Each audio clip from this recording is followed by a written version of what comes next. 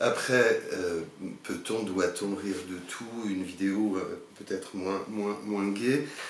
Une vidéo qui m'a été demandée il y a de nombreux mois par l'un ou l'une d'entre vous, je ne sais plus, et qui me demandait d'aborder le syndrome de Stockholm.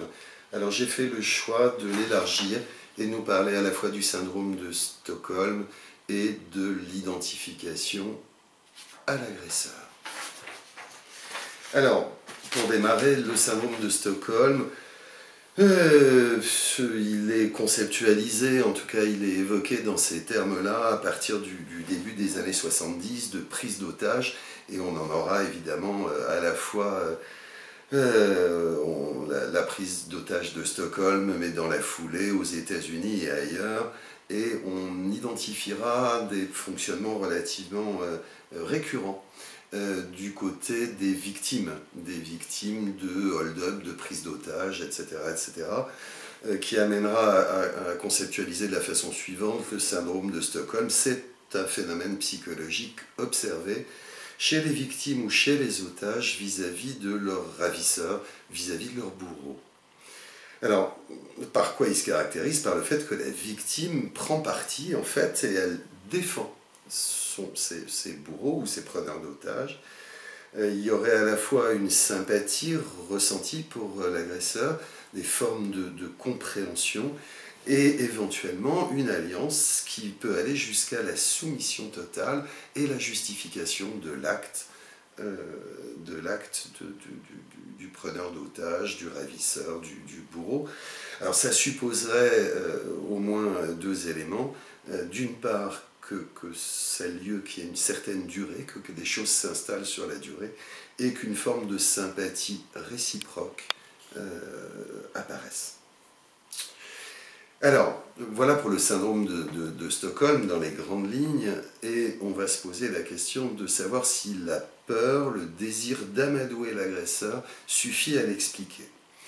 Et à l'évidence, ce n'est pas suffisant, et du coup ça m'amène à émettre l'hypothèse de l'identification à l'agresseur, de ce que Ferenczi, célèbre psychanalyste de la première partie du siècle dernier, ce que Sándor Ferenczi appelle l'identification projective à l'agresseur.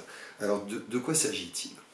Il s'agirait chez la victime, et Ferenczi s'intéresse notamment aux victimes de violences sexuelles, ou d'inceste en particulier, il s'agirait d'une forme de perte de l'identité propre, d'élimination par la victime de sa propre subjectivité pour devenir ce que l'agresseur a besoin qu'elle soit, cette victime.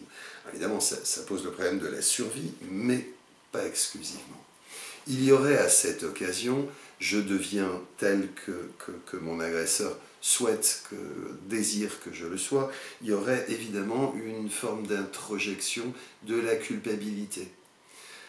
Le coupable, ce n'est plus l'agresseur, mais c'est moi, la victime, qui participe pas, et j'introjecte cette culpabilité. Il y aurait éventuellement une imitation ultérieure, autrement dit, si on écoute Ferenczi, une internalisation de l'agresseur, une internalisation de la figure de l'agresseur, mais aussi de ses pulsions et de ses répulsions. Alors, évidemment, c'est difficile d'imaginer, de comprendre ce phénomène si d'une façon ou d'une autre il n'a pas été vécu. Tout ça se fait à un niveau inconscient, mais on peut comprendre qu'il n'y aurait pas d'autre choix pour la victime que de s'identifier et de se soumettre aux attentes de son bourreau, de se soumettre à ses attentes, voire de les prévenir, voire, et c'est ce qui devient le plus compliqué, d'y trouver une certaine forme de satisfaction. Mais là, on est véritablement du côté de l'inconscient, et peut-être que cette hypothèse de l'identification projective à l'agresseur peut en partie expliquer, en tout cas c'est mon hypothèse, ce fameux syndrome de Stockholm, au-delà du constat des faits, au-delà de la peur qui peut être celui de la victime, au-delà de son besoin d'amadouer l'agresseur.